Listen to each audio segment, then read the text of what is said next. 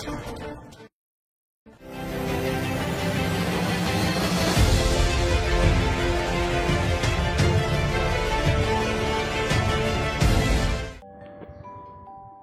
শ্রোতা বন্ধুরা, গল্পের ফেরিওয়ালা গ্রুপে আপনাদের সবাইকে স্বাগত। আজ আপনাদের জন্য আমাদের বিশেষ নিবেদন, সৌভিক সর্দারের কলমে একটি দুর্দান্ত মাইথোলজিক্যাল থ্রিলার, ডক্টর বোস সিরিজের গল্প ওল্টানো পাশা। গল্প পাঠে আবির অধিকারী, ডক্টর বোসের ভূমিকায় রাজদীপ চক্রবর্তী, সুদীপ্তর ভূমিকায় মৃন্ময় মান্না, চাঁদপাল ও পুরুষোত্তমের ভূমিকায় জয় দাস, পুরুষোত্তমের গানে তমনাশ মুখার্জি, হলধরের ভূমিকায় সৌম্যজিৎ, সুভদ্রার ভূমিকায় বর্ণালী, অন্নপূর্ণার ভূমিকায় মৌসুমী চক্রবর্তী, জেঠু ও পুলিশের ভূমিকায় সুদীপ্ত সরকার, আবহ সঙ্গীত Rajdeep Chakraborty, poster design RD. Creations. সমগ্র পর্ব পরিকল্পনা ও পরিচালনায় টিম গল্পের ফেরিওয়ালা। শুরু হচ্ছে আজকের বিশেষ নিবেদন, সৌভিক সর্দারের কলমে ওল্টানো পাশা। ডক্টর বোস সোফাতে বসে খবরের কাগজটা পড়ছিলেন। টেবিলে হিরুদা রেখে যাওয়া সদ্য ধুমায়িত কফির কাপ। ঠান্ডাটাও বেশ জমিয়ে পড়েছে। উত্তরের বড় জানালাটা বন্ধ। সামনে রাখা সেই ক্যাকটাস আর বনসাই। ঘড়ি টিকটিক করে বলছে 7:15। এমন সময় ঘড়ির টিকটিক শব্দকে ছাপিয়ে ঝনঝন শব্দে বেজে উঠল টেলিফোনটা। ডক্টর বোস খবরের কাগজ থেকে মুখ সরিয়ে টেলিফোনটা নেবার জন্য হাত বাড়ালেন। ওপারে বন্ধুবর সুদীপ্ত সান্যালের পরিচিত কণ্ঠস্বর। রেবতীর মার্ডার কেস সলভের জন্য উপরতলায় বেশ নামডাক হয়েছে তার। সাথে ডক্টর বোসেরও পরিচিতি বেড়েছে বেশ। ডক্টর বোস ফোন রিসিভ করতেই ওপার থেকে কণ্ঠস্বর ভেসে এলো। ঋষিমশাইয়ের হাতে কি কিছুদিন সময় আছে? তা সময় করে নেওয়াই যেতে পারে। আসলে আমি কয়েকদিনের একটা টানা ছুটি পেয়েছি। গ্রামের বাড়ি থেকে ঘুরে আসবো ভাবছিলাম। তা যাবি নাকি বন পলাশের প্রেমে পড়তে? বলছিস? চল তাহলে ঘুরেই আসি। দেব মানুষটিকেও বলে দেখ যদি যায়, দিব্য ভ্রমণ হবে। আচ্ছা, বলে দেখছি। তবে ছাড়লাম এখন, সত্তর সংবাদের অপেক্ষায় থাকলাম। আমার ফোন বেজে উঠল। তুলতেই দেখি ডক্টর বোসের গলা। হ্যালো, ডক্টর বোস বলছি। শোনো, দুপুরে চলে এসো। হিরুদার হাতের মধ্যাহ্নভোজ ছেড়ে বের হব। ঠিক আছে, ছাড়লাম। সবেমাত্র স্নান সেরে ঘরে ঢুকেছি। বেশ কাঁপুনি দিচ্ছে। এমন সময় ডক্টর বোসের ফোন, আর ফোনের ওপারে কথার ঝড়। কলেজের পরীক্ষা সবে শেষ হয়েছে। এতদিনের চাপ কাটাতে বেশ ভেবেছিলাম আজ একটু লাইব্রেরি যাব। না, মুক্তদল লাইব্রেরি আর নেই, সে ভাঙা পড়েছে বেশ কিছু মাস হলো। তবে ভ্রমর কি আর এক ফুলে চিরকাল বসে থাকে? আমার স্বভাব ফুলের সন্ধান করা, তাই আমিও পেয়েছি ফুলের মতো লাইব্রেরি, বার্ড অফ প্যারাডাইস। বেশ নিরিবিলির মধ্যে লাইব্রেরিটা চমৎকার রকম সময় কাটানো যায়। যাই হোক, আজকে আর যাওয়া হবে না। ডক্টর বোসের ওখানে মধ্যাহ্নভোজের নিমন্ত্রণকে উপেক্ষিত করা মানে হিরুদার হাতের চমৎকার রান্না মিস করা। লোকটার রান্নার হাত আছে মানতেই হবে। বিকেল 5টা। সন্ধ্যার অন্ধকার চাদরে মুড়ে ফেলেছে শহরকে, যেন শীতের হাত থেকে বাঁচানোর স্নেহ পরশ। রাস্তার ধারে ধারে লাইট পোস্টগুলো একে একে নিজেদের মেলে দিচ্ছে শহরের কাছে। চায়ের দোকানগুলোতে আড্ডা জমে উঠেছে বেশ। ডক্টর বোস আর আমি বসে আছি 64/7 অবিরাম কর লেনে। সামনে রাখা শেষ হয়ে যাওয়া কফির পেয়ালা, সাথে কিছু মুখরোচক। সুদীপ্ত সান্যাল শুরু করলেন। তাহলে দেব মানুষ শুরু করে দাও গোছগাছ। আগামী মঙ্গলবার বেলা 2টোয় ট্রেন, গন্তব্য চিত্রপুর। হ্যাঁ, একটা কথা, গরম জামা কাপড় পর্যাপ্তের থেকে একটু বেশি রাখাটাই ভালো। শুনেছি সেখানে নাকি শহরের 3 গুণ বেশি ঠান্ডা। সুদীপ্ত সান্যালকে শুভরাত্রি জানিয়ে বিদায় নিয়েছি আমরা। গাড়ি চলছে বড় রাস্তা ধরে। ডক্টর বোস বলে উঠল, তাহলে সুরঞ্জন, প্রমোদ ভ্রমণ মন্দ হবে না বলো? হেসে উঠে বললাম, হ্যাঁ, চিত্রপুরের বিচিত্র শোভার উপভোগ। শীতের সকাল, হিমেল হাওয়ার মিষ্টি ছোঁয়াতে যেন মিষ্টির তীক্ষ্ণতা একটু বেশি।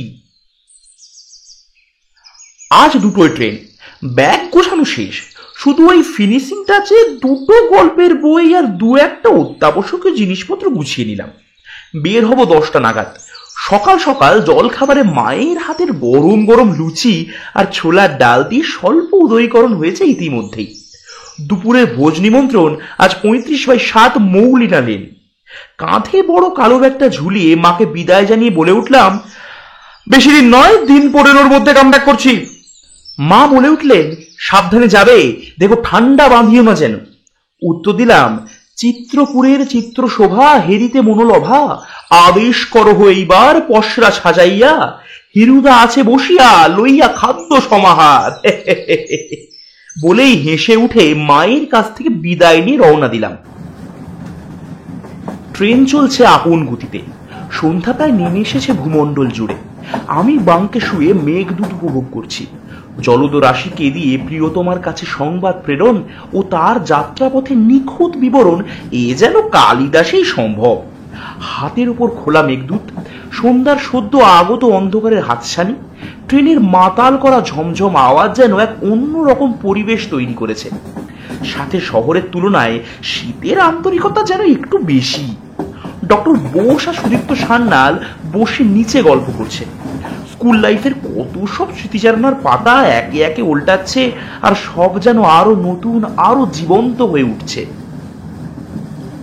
একের পর এক স্টেশন ফেলে আঁকা বাঁকা পথ ধরে আপন মনে চলছে আমাদের ট্রেন।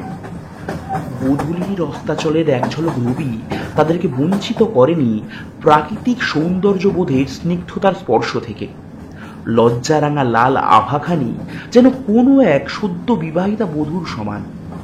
ডক্টর বোস, সুদীপ্ত সান্যাল আর বলাই বাহুল্য আমি নিজে বেশ উপভোগ করছি এই দৃশ্যপট।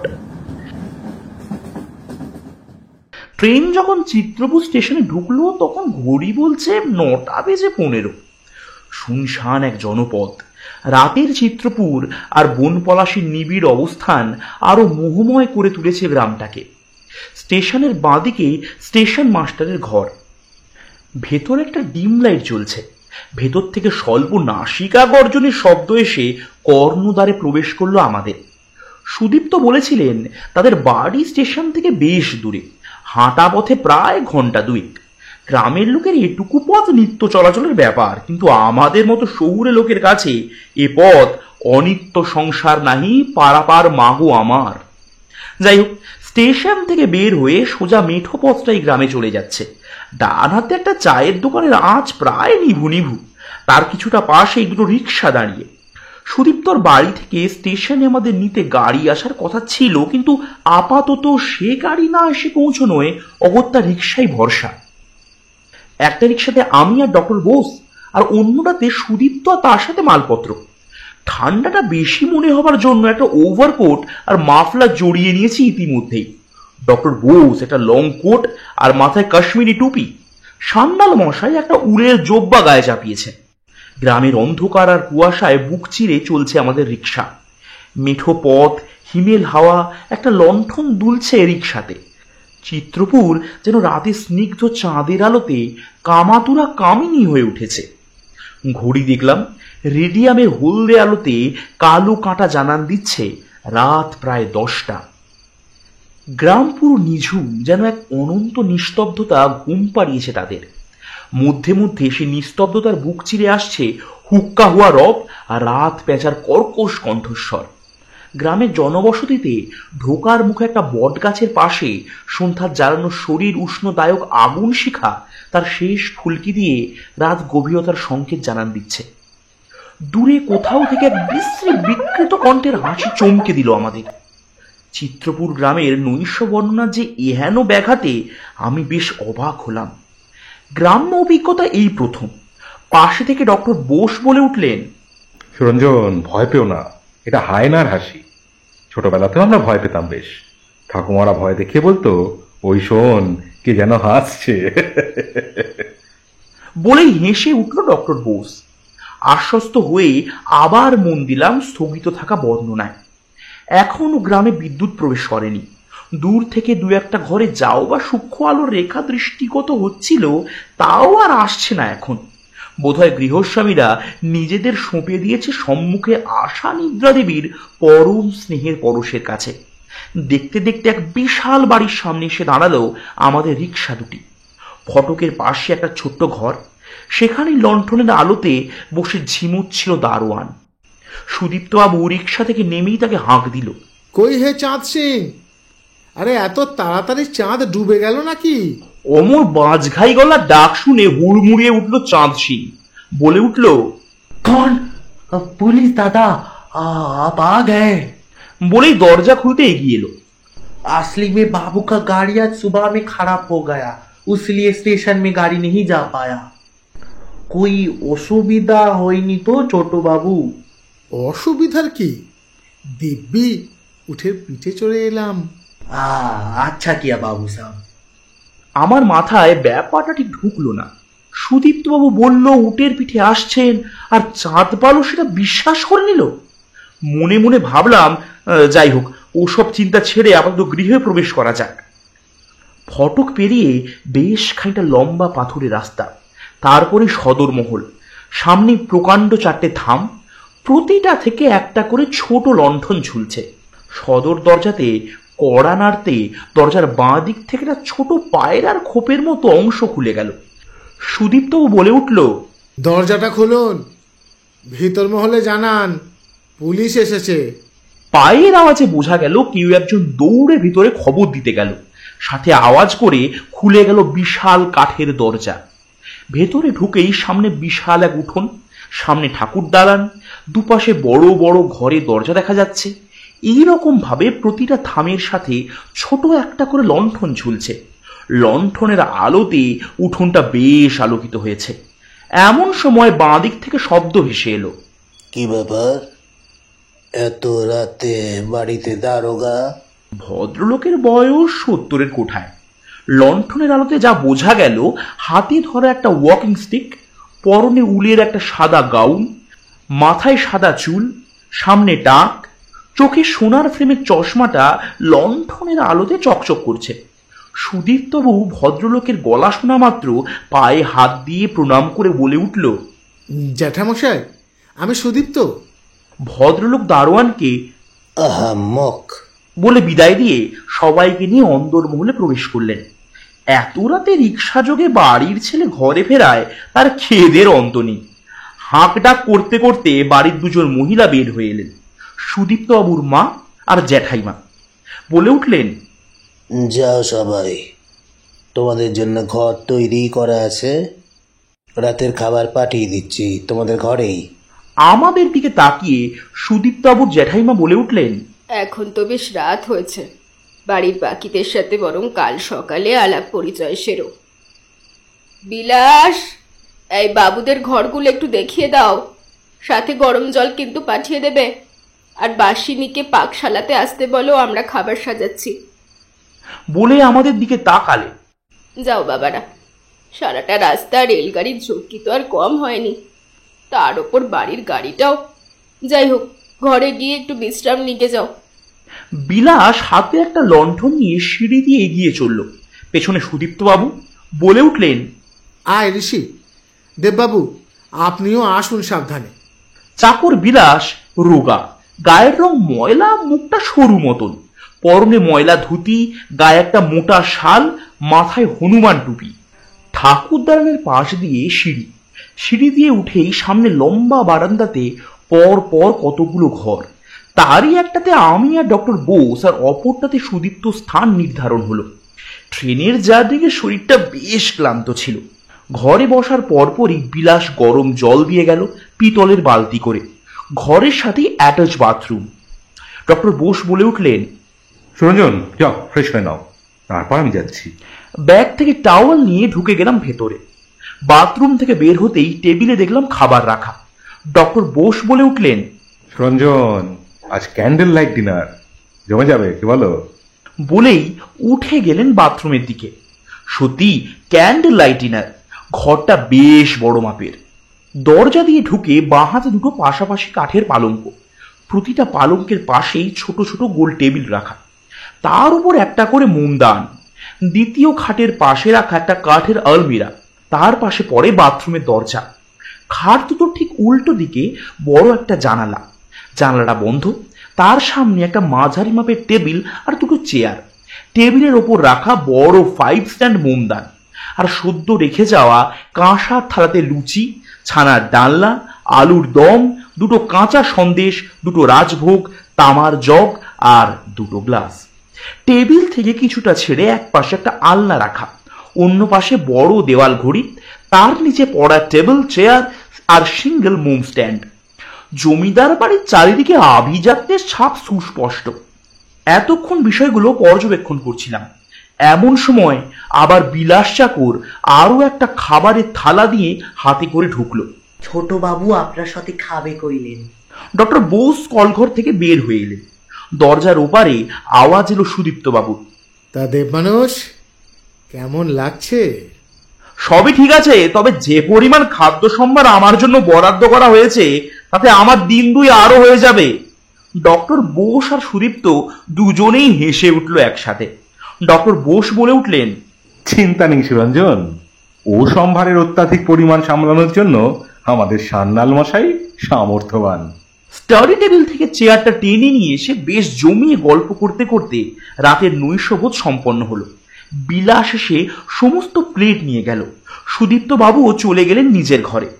পালঙ্কে উঠে মেঘদূতটা আবার খুলেছিলাম। শেষ মনে আছে ডক্টর বোসকে দেখেছিলাম মোমদানের মোমবাতিগুলোকে নেভাতে। তারপর কখন জানি ভেসে গিয়েছি এক অন্য জগতে, হয়তো সেই সংবাদবাহক মেঘেরই সাথে। ঘুম ভাঙলো ডক্টর বোসের ডাকে। ঘুম চোখে তাকিয়ে দেখলাম পরনে পায়জামা, পাঞ্জাবি, গায়ে একটা শাল চাপানো, চোখে সেই সরু ফ্রেমের চশমা, হাতে ঘড়ি, মাথায় কেশরাশির ভিজে ভাব, সদ্য স্নাত দেহপটে সাক্ষী দিচ্ছে। সামনে দাঁড়িয়ে আছেন ডক্টর বোস।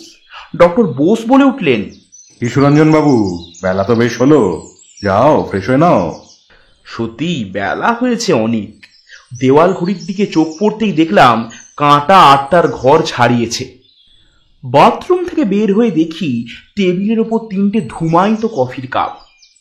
একটা চেয়ারে ডক্টর বোস, একটাতে সুদীপ্ত বাবু, পরনে একটা ফুল হাতা জামা, প্যান্ট আর হাফ হাতা সোয়েটার। আমি স্টাডি টেবিল থেকে চেয়ারটা টেনে এসে বসলাম তাদের সাথে। সুদীপ্ত বাবুর মুখটা কেমন যেন থমথমে।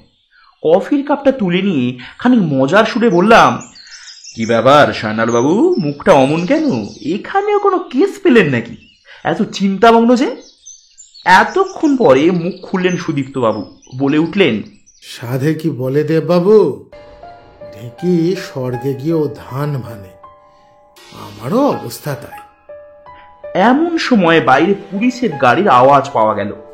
সুদীপ্ত বাবু উঠল, ওই ওরা এলো বোধহয়, আমি গেলাম ঋষি। বলেই বের হয়ে গেলেন সুদীপ্ত সান্যাল। আমি হতভম্ব হয়ে তাকিয়ে আছি সেই দিকে। ডক্টর বোস বলে উঠলেন, কাল রাতে সুদীপ্ত জ্যাঠামশাই খুন হয়েছে।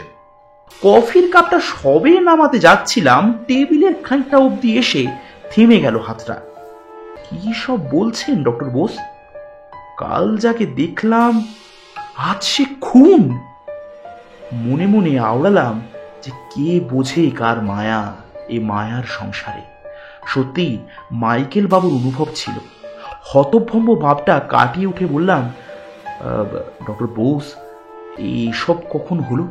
কাল রাতে তুমি সুখনিদ্রা যাওয়ার পর আমিও ঘুমিয়ে পড়েছিলাম। একটা স্বল্প অথচ তীক্ষ্ণ চিৎকার কানে এলো যেন। তুমি তো জানোই আমার ঘুম বড়ই পাতলা। উঠে গেলাম টর্চ নিয়ে। দরজা খুলে দেখি পাশের ঘর থেকে সুদীপ্তও বের হচ্ছে। দুজনেই পেয়েছি শব্দটা। নিচে নামতে নামতে যেন দেখি বাড়ির আরো চাকররা সব জড়ো হয়েছে। বাড়ির পেছন দিক থেকেই এসছিল আওয়াজটা। সকলে গেলাম সেদিকটায়। গিয়ে দেখি পুকুরের পাড়ে ডান পাশে সুদীপ্তর জ্যাঠামশায়ের দেহটা পড়ে রয়েছে। দেহের পিঠের বাঁদিকে ঠিক হার্টের অবস্থানের জায়গাটাতে একটা ওয়াকিং স্টিকের হাতল বের হয়ে রয়েছে, আর দেহের ঠিক উল্টো দিক দিয়ে বের হয়েছে সরু অথচ তীক্ষ্ণ একটা ছুরির রক্তমাখা ফালা। পুকুরের ধাপ গড়িয়ে রক্ত ছুঁয়ে পড়ছে। নার্ভ ধরে বুঝলাম প্রাণ পাখি ফুরুত। ইতিমধ্যেই সুদীপ্ত জ্যাঠাইমা এসব দৃশ্য দেখে সেন্সলেস হলেন। তাকে নিয়ে যাওয়া হলো ঘরে। আমিও মিনিট 2 পর চলে এলাম। সুদীপ্ত জ্যাঠামাকে চেক আপ করার জন্য। তারপর সারা রাত কোনো একরকম ভাবে কাটলো। এতক্ষণ কথাগুলো বেশ মন দিয়ে শুনছিলাম। সারা রাতে এত কিছু হয়ে গিয়েছে আর আমি কিচ্ছু টের পাইনি। ডক্টর বোসকে উদ্দেশ্য করে বলে উঠলাম, হোল নাইট আপনারা এত সব কিছু করলেন আর আমি দিব্য ঘুমিয়ে গেলাম, ডাকতে পারতেন আমাকে। ডক্টর বোস বলে উঠলেন, এসেছিলাম একবার ডাকবো বলে, তবে ঘুমোচ্ছ দেখে আর মনে হয়নি কাকার। চলো নিচে যাওয়া যাক। আমি আর ডক্টর বোস বের হলাম ঘর থেকে। রাতের অন্ধকারে ভালো করে বোঝা না গেলেও দিনের আলোতে স্পষ্ট বোঝা যাচ্ছে জমিদার বাড়িটা। বাড়িটা চৌকো প্যাটার্নের। আমাদের ঘরগুলো দক্ষিণমুখী। পরপর 7টা বড় ঘর, একই রকম ভাবে ঠিক তার উল্টো দিকে 7টা বড় উত্তরমুখী ঘর। পূর্বমুখী ঠাকুর দালানের ঠিক ওপরেই বেশ বড় ঠাকুর ঘর, আর তার দুপাশ দিয়ে নেমে যাচ্ছে সিঁড়ি। ঠাকুর ঘরের উল্টো দিক, মাঝখানের অংশটা উঠানের ফাঁকা জায়গা। তারপর পশ্চিমমুখী কাঠের মূল দরজার ওপারে বেশ বড় জায়গা জুড়ে 3 খোপ বিশিষ্ট দালান। জায়গাতে দাঁড়ালে একই সাথে জমিদার বাড়ির বাইরের অংশ আর ভেতরের অংশ দেখা যায়। ডক্টর বোস বললেন, ভোরের সূর্যের ছটা ওই মাঝখানের খোপটা দিয়ে সোজা এসে পড়ে ঠাকুর ঘরের বিগ্রহের ওপরে, আর তখনই শুরু হয় ভোরের মঙ্গল আরতি। আজ সে দৃশ্যের সাক্ষী থেকেছেন ডক্টর বোস, তবে সেবা চললেও মঙ্গল আরতি আজ বন্ধ। সিঁড়ি দিয়ে নিচে নেমে এলাম। একই রকম ভাবে নিচেও উত্তর আর দক্ষিণে 7টা করে ঘরের দরজা। ডক্টর বোস সিঁড়ি আর ঠাকুর দালানের মাঝের অংশ দিয়ে নিয়ে গেলেন পেছনের বাগানে। বেশ বড় বাগান, হরেক রকমের ফল গাছে পরিপূর্ণ। খানিক এগিয়ে গিয়ে বিশাল এক দিঘি, চারিদিকে তাল আর নারকেল গাছের সারি। চওড়া শান নেমে যাচ্ছে দিঘির অভ্যন্তরীণ হৃদয়ের মধ্যে। ডক্টর বোস একটা জায়গা দেখিয়ে বললেন, এখানেই পড়েছিল বডিটা, ভোরে পুলিশ এসে নিয়ে গিয়েছে। জিজ্ঞেস করলাম আমি, তা বোসবাবু কিছু পেলেন? ডক্টর বোস হকচকিয়ে আমার দিকে তাকালেন, বললেন, আরে আর ইউ ক্রেজি? আমি এখানে ঘুরতে এসেছি। আমার পেশা ডাক্তারি, গোয়েন্দাগিরি করবে ইন্সপেক্টর সুদীপ্ত সান্যাল। আরে ওটা আমার কাজ নয়। দেখুন না, আপনার উচিত আপনার বন্ধুকে সাহায্য করা। ডক্টর বোস খানিক চিন্তা করে বলে উঠলেন, দেখো সুরঞ্জন, এটা ওদের ফ্যামিলি ম্যাটার, আমার নাক গলানো কি উচিত হবে? দুজনে কথা বলছি এমন সময় সুদীপ্তবাবুকে আমাদের দিকে আসতে দেখলাম। এসে শুরু করলেন, ব্যাপারটা লোকাল থানা দেখছে। থানার বড়বাবু আমার পরিচিত। বডি ময়নাতদন্ত হয়ে আস্তে আস্তে রাত হয়ে যাবে। তোরা চল ভেতর ঘরে চল। সবার সাথে তো আলাপই হয়নি এখনো সেরকমভাবে। আর তাছাড়া মা কিছু ওই জলখাবারের বন্দোবস্ত করেছে। আর একটা কথা, ব্যাপারটাতে বাড়ির সবাই খুব ভেঙে পড়েছে। তুই যদি একটু... ডক্টর বোস নিষ্পলক দৃষ্টিতে তাকিয়ে থাকে সুদীপ্তবাবুর দিকে, বলে ওঠেন, আমি? হ্যাঁ, যদি একটু সাহায্য করতিস। তুই এই কথা বলছিস? বলছি, তার কারণ আছে। তোর সাহায্যের একান্ত প্রয়োজন। আচ্ছা ঠিক আছে, তবে তার আগে বাড়ির সবার সাথে কথা বলতে হবে, ইন্ডিভিজুয়ালি। আমি, ডক্টর বোস, সুদীপ্তবাবু পা বাড়ালাম ভিতরের মহলের দিকে। ঠাকুর দালানের ডান দিকে যে 7টা বড় দরজা দেখেছিলাম, তারই প্রথম 2টো দরজার পেছনে রান্নাঘর ও খাবার জায়গা। তারপরে 2টো দরজা জুড়ে বসার ঘর, আর বাকি 3টে ঘরে একটাতে থাকতেন সুদীপ্তবাবুর জ্যাঠামশাই আর জ্যাঠাইমা। তার পাশে সুদীপ্তবাবুর মা, আর শেষ ঘরটা সেরেস্তার কাগজপত্রে ঠাসা। সুদীপ্তবাবুর জ্যাঠামশাইয়ের ঘর থেকে বসার ঘরে যাওয়ার জন্য একটা দরজা আছে। একই রকম ভাবে বসার ঘর থেকে খাবার ঘর, পরে রান্নাঘরে যাবার জন্য সব ভেতরে দরজা বসানো। দরজা বন্ধ থাকলেও বাইরে থেকে দেখে মনে হয় সব যেন আলাদা আলাদা ঘর। রাজকীয় ছোঁয়া সব দিকে। চারিদিকে বিশাল বিশাল সব শোপিস, কাঠের কারুকার্য করা আলমিরা দিয়ে সাজানো গোছানো ঘর।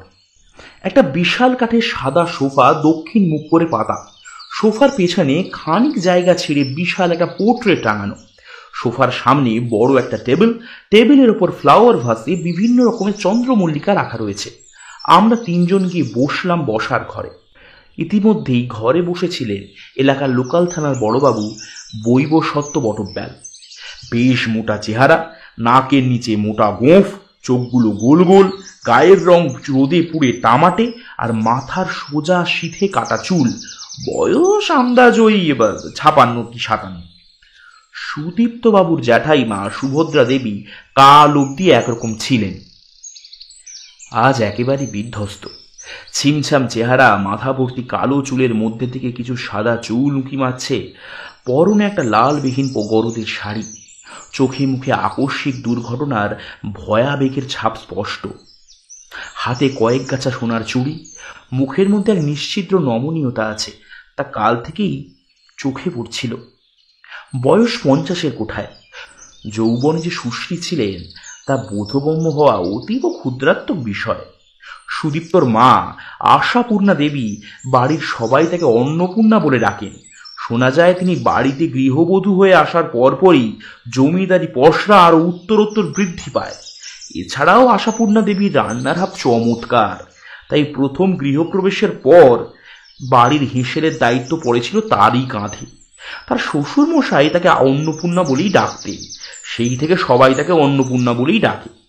নায়েব মশাই হলধর চক্রবর্তী সুভদ্রা দেবীর দাদা, বয়স 60-এর কাছাকাছি, গায়ের রং ফর্সা, বয়স হলেও বেশ স্বাস্থ্যবান, মাথার চুল সব সাদা, পরনে সাদা ধুতি, হাফ হাতা পাঞ্জাবি, কাঁধের ওপর শাল ফেলা। সুদীপ্তবাবু একে একে সবার সাথে পরিচয় করিয়ে দিলেন। অন্নপূর্ণা দেবী বলে উঠলেন, আপনারা একটু বসুন, আমি জলখাবারের ব্যবস্থা করছি। সকাল থেকে তো তেমন কিছু পেটে পড়েনি কারোর। সুভদ্রা দেবীও উঠতে যাচ্ছিলেন। অন্নপূর্ণা দেবী বলে উঠলেন, না না দিদি, তুমি বসো, আমি দেখছি এদিকটা। জমিদার বাড়ির লোকেদের নার্ভ ব্রেকডাউন হলেও বাইরে থেকে তা বোঝা যাতে না যায় তার দিকে বিশেষ মনোযোগ থাকে তাদের। সুভদ্রা দেবী বলে উঠলেন, না না ছোট, চল আমিও যাই তোদের সাথে। খেলা আশা করি শেষ হয়েছে, শেষ খুঁটিটাও তো মাত হলো। পাশা খেলা শেষ ছোট, পাশা খেলা শেষ। চোখের জল এবার তার সীমান্ত অতিক্রম করে প্রবাহমান হলো। ডক্টর বোস বলে উঠলেন, সুদীপ্ত, এবার ব্যাপারটা একটু খুলে বলতো, মাসিমা কি বলে গেলেন? পাশা খেলা শেষ ঘুঁটি। সুদীপ্তবাবু এবার এক এক করে বলতে শুরু করলেন। আমার ঠাকুর দাদুরা 2 ভাই ছিলেন। বড় ভাই পাণ্ডু প্রতাপ সান্যাল আর ছোট ভাই ধৃতরাষ্ট্র সান্যাল। ছোট ভাই ধৃতরাষ্ট্র সান্যাল ছিল অতি হীন চরিত্রের মানুষ। শুনেছি তার দিন শুরু হতো মদ আর দিন শেষ হতো মেয়ে ছেলে দিয়ে। সবসময় তার নজর থাকতো গ্রামের যুবতী সদ্য বিবাহিত মেয়েদের দিকে। রাতের পর রাত গুজরান হতো বাইজি বাড়িতে। জমিদারের ছেলে বলে যথেচ্ছাচারের অন্ত ছিল না। শেষে গ্রামের এক ব্রাহ্মণ বউয়ের সর্বনাশ করে তিনি গ্রাম ছেড়ে পালিয়ে যান। তারপর তার আর খোঁজ পাওয়া যায়নি। শোনা যায় লজ্জায় অপমানে সেই ব্রাহ্মণ গৃহবধূ আর তার স্বামী একসাথে আত্মহত্যার পথ বেছে নেয়। মরার আগে অভিশাপ করে যান জমিদার বাড়ির কোনো কুলপ্রদীপ গৃহে প্রদীপ দেবার জন্য থাকবে না। ঠাকুর দাদু পাণ্ডু প্রতাপ সান্যাল বিবাহ করেন। তার ছেলেরা একে একে বড় ছেলে ধর্মরাজ সান্যাল, মেজ ছেলে ভীমবল সান্যাল, সেজ ছেলে যিনি কাল খুন হলেন পার্থজ্যোতি সান্যাল, আর আমার বাবা নকুলেশ্বর সান্যাল। আমার ছোট কাকা ছিল সহদেব সান্যাল। এবং এই 5 ভাই খুন হয় একইভাবে। আমি আর ডক্টর বোস অবাক দৃষ্টিতে তাকিয়ে থাকলাম সুদীপ্তবাবুর দিকে। সুদীপ্তবাবু বলতে থাকেন, আমার ঠাকুর দাদু বেঁচে থাকাকালীন বিপত্তিক অবস্থায় বড় ছেলে ধর্মরাজ আর মেজ ছেলে ভীমবল সান্যাল খুন হন। এরপর দাদুর মৃত্যু হয়। আমার বাবা আর জ্যাঠামশাইয়ের বিয়ে তখন ইতিমধ্যেই হয়ে গেছে। তারা দুজন ঠিক করেন ছোট ভাইয়ের বিয়ে দেবেন, এবং বিয়ের ঠিক আগের দিন রাতে ওই একইভাবে খুন হন ছোট কাকা। 5 জনের মধ্যে বিয়ে হয় জ্যাঠামশাই পার্থজ্যোতি সান্যাল আর আমার বাবা নকুলেশ্বর সান্যালের। আমার বাবা যখন মারা যায় তখন আমি বেশ ছোট। জ্যাঠামশাই পার্থজ্যোতি সান্যাল এই 2 ছেলে ও 1 মেয়ে, অনুভব, অনুরূপ আর অনুপমা। দিদির বিয়ে হয়ে থাকেন সিকিমে, আর 2 দাদাই বিদেশে থাকেন। পুজোর সময় সবাই একসাথে বাড়িতে আসেন। আর তুই তো জানিস আমি একা থাকি কলকাতাতে। আসলে জেঠিমা আমাদের সবাইকে বাড়ি থেকে দূরে রাখার চেষ্টা করেন। এমনকি আমরা সবাই পড়াশোনা সূত্রে হোস্টেলে বড় হয়েছি। পুজোর সময়টা সবাই আসি, তারপর আবার যে যার মতো। বাড়িতে তো লোক বলতে থাকতেন জ্যাঠামশাই, জেঠিমা, আমার মা, মামাবাবু হলধর চক্রবর্তী, চাকর বিলাস, রাঁধুনি বাসিনী, পুরোহিত মশাই পুরুষোত্তম চক্রবর্তী, আর ওই জনাপাচেক দারোয়ান চাঁদপাল, রঘু, হাড়ুয়া, বিধু, নিম, আর বাগানের মানে গোলাপবাবু। আমার দাদু খানিক আগ্রহের বশেই 5 ছেলের জন্য 5টা ওয়াকিং স্টিক বানিয়েছিলেন। 4টে আপাতত বাড়িতেই আছে, আর ওই জ্যাঠামশাই যেটা ব্যবহার করতেন ওটা মার্ডার ওয়েপেন বলে পুলিশি হেফাজতে কাল পরশুর মধ্যেই হয়তো চলে আসবে। থানার বড়বাবু বৈবস্বত্ব বটব্যাল বললেন, দেখুন মশাই, এমন মিস্টেরিয়াস কেস আমার লাইফে ফার্স্ট। পঞ্চপাণ্ডবী খুন, অথচ কোনো দুর্যোধন দুঃশাসনের চিহ্ন মাত্র নেই। How it is possible? আমি বলে উঠলাম, বটব্যাল বাবু, এ মহাভারতের চরিত্রটা একটু আলাদা মনে হচ্ছে। ডক্টর বোস বলে উঠলেন, তবে পাশা খেলাটা ভালোই চলছে, আর আমি যদি খুব ভুল না করে থাকি তো তো না, কিছু না, আমি ওই ওয়াকিং স্টিকগুলো একবার দেখব। সুদীপ্তবাবু উঠে গিয়ে বসার ঘরে থাকা একটা আলমারি থেকে একে একে 4টে স্টিক বের করে টেবিলে রেখে বলতে থাকলেন, প্রতিটা স্টিকই শাল কাঠের তৈরি, ধরার হাতলটা রূপো, আর প্রতিটারই পাশে একটু চাপ দিয়ে ঘোরালে একটা করে ছুরি বের হয়ে আসে। আমি দেখতে থাকলাম। এক একটার হাতল এক এক রকম, এবং কাঠের স্টিকের গায়েও ভিন্ন ভিন্ন কারুকার্য করা। সুদীপ্তবাবু একটা একটা করে স্টিক ডক্টর বোসকে তুলে দেখাতে লাগলেন। এটা ধর্মরাজ সান্যালের হাতলটা শঙ্কু আকৃতির অংশ, এবং এর থেকে আরো নিচের খানিকটা অংশ রূপোর। এটাই একটা ছোড়ার বাঁট। শঙ্কু আকৃতির গোলাকার অংশটা রথের চাকার ছাপযুক্ত, কাঠের অংশে বিভিন্ন কারুকার্য করা। ওয়াকিং স্টিকের গোলাকার অংশের নিচে একবার হালকা চাপ দিয়েই ঘোরাতে একটা খট করে আওয়াজ হয়ে কাঠের অংশ থেকে রূপোর অংশটা একটু ভাঁক হলো। রূপোর অংশটা টানতে টানতে বের হয়ে এলো 17 থেকে 20 ইঞ্চির একটা চকচকে ছোড়া। আমি, ডক্টর বোস, বটব্যাল বাবু এক দৃষ্টিতে তাকিয়ে আছি সেই দিকে। সুদীপ্তবাবু দেখাতে থাকলেন, এটা ভীমবল সান্যালের স্টিক। রূপোর হাতলটা গোলাকৃতি, কাঁটার মতো 5টা ছোট গদা বের হয়ে আছে তার থেকে। কেউ হাতলটা ধরলে 5টা সরু ছোট গদা তার আঙুলের ফাঁক দিয়ে বের হয়ে থাকবে। তারপরে এটা আমার বাবা নকুলেন্দ্র সান্যালের স্টিক। রূপোর হাতলটা ছুটন্ত ঘোড়ার দেহাকৃতি, ঘোড়ার মুখ ডান দিকে হেলানো। আর এটা সহদেব সান্যালের স্টিক, একই রকম দেখতে, শুধু ওই ঘোড়ার মুখটা বাঁ দিকে হেলানো। আর জ্যাঠামশাই পার্থজ্যোতি সান্যালের স্টিকের হাতল। নায়েব হরধর চক্রবর্তী বলে উঠলেন, অনেকটা প্রস্ফুটিত পদ্মের মতো। সবাই আমরা তাকালাম তার দিকে। এতক্ষণ গুম মেরে বসেছিলেন সোফার এক কোণে।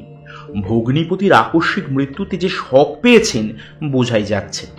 ভেতর থেকে সুভদ্রা দেবী, আশাপূর্ণা দেবী, বাসিনী খাবার নিয়ে ঘরে ঢুকলেন। ডক্টর বোস বলে উঠলেন, সুদীপ্ত, আমি সবার সাথে আলাদা আলাদা করে একটু কথা বলবো, বাড়ির সবাইকে একটু খবর দিত। সুভদ্রা দেবী বলে উঠলেন, আর কি কোনো লাভ আছে? যা হবার তা তো হয়েই গিয়েছে। তাও তোমার যখন মনে হয়েছে সব কথা বলো, তবে আজকের দিনটা আমাকে একটু ছেড়ে দাও। ডক্টর বোস বলে উঠলেন, মাসিমা, আমি আমার যথাসাধ্য চেষ্টা করব, এর শেষ আমি দেখে ছাড়ব। হলধরবাবু ডুকরে কেঁদে উঠলেন। সুভদ্রা দেবী ও আশাপূর্ণা দেবীও ঘর হতে নিষ্ক্রান্ত হলেন। হলধরবাবু ধুতি খুঁটে চোখ মুছে বললেন, খাবারে আমার রুচি নেই, আমি সেরেস্তার ঘরে গেল, প্রয়োজন পড়লে ডাকবেন। হলধরবাবু বের হয়ে যেতে সুদীপ্তবাবু বাসিনীকে হাঁক দিয়ে বললেন, যা, খাবারের থালাটা সেরেস্তায় দিয়া, সাথে জেঠিমাকে খবর দে, না হলে মামাবাবু আজ আর কিচ্ছুটি মুখে তুলবেন না। আমি সব শেষে বলে উঠলাম, সুদীপ্তবাবু, একটা আর্জি জানাবো। সুদীপ্তবাবু উত্তর দিলেন, কি বলো না? আপনার জ্যাঠামশাইয়ের স্টিকটা এলে এগুলো সব স্টিক আমাদের ঘরে নিয়ে আসবেন, আমি আরো একবার একটু দেখতে চাই। সুদীপ্তবাবু মাথা নাড়লেন। রাত প্রায় 1টা। সুদীপ্তবাবু ও অন্যান্য গ্রামের লোকেরা শ্মশান থেকে ফিরেছেন কিছুক্ষণ আগে। পার্থজ্যোতিবাবুর ছেলে মেয়েদের খবর পাঠানো হয়েছে, তবে কবে আসবে তার কোনো ঠিক নেই। সুদীপ্তবাবু শেষকৃত্য করেছেন। ওয়াকিং স্টিকগুলো টেবিলে পরপর সাজিয়ে রাখা রয়েছে। ব্যাগ থেকে ম্যাগনিফাইং গ্লাস বের করছি, এমন সময় ঘরে ঢুকলেন ডক্টর বোস। বলে উঠলেন, কি ব্যাপার বলো তো সুরঞ্জন, হঠাৎ ওয়াকিং স্টিক নিয়ে পড়লে যে? বলে উঠলাম, তেমন কিছুই নয়, পুরনো জিনিস তো, তাই একটু দেখতে মন হলো। আপনি একটু ছুরিগুলো খুলে দিন না।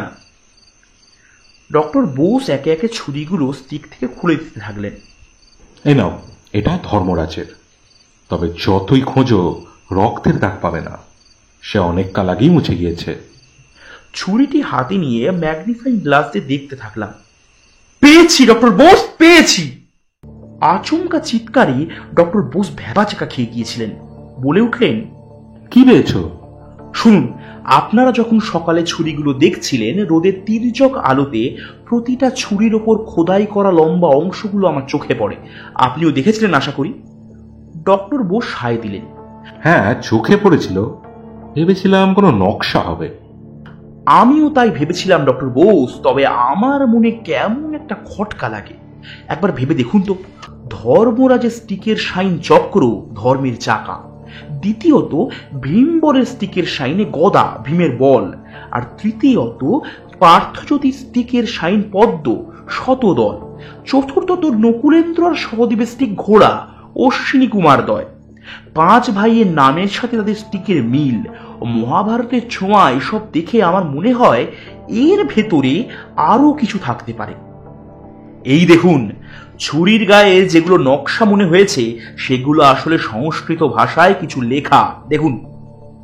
ডক্টর বোস ম্যাগনিফাইং গ্লাস নিয়ে দেখতে থাকলেন কিছুক্ষণ, দেখে বললেন, কি করেছো সুরঞ্জন? এই ব্যাপারটা তো ভেবে দেখিনি। আমি বলে উঠলাম, আপনি তো সংস্কৃত পড়তে জানেন। ডক্টর বোস বলে উঠলেন, না হে, ও বিষয়ে তো জ্ঞান নেই। এমন সময় দরজাতে ঠক ঠক শব্দ হলো।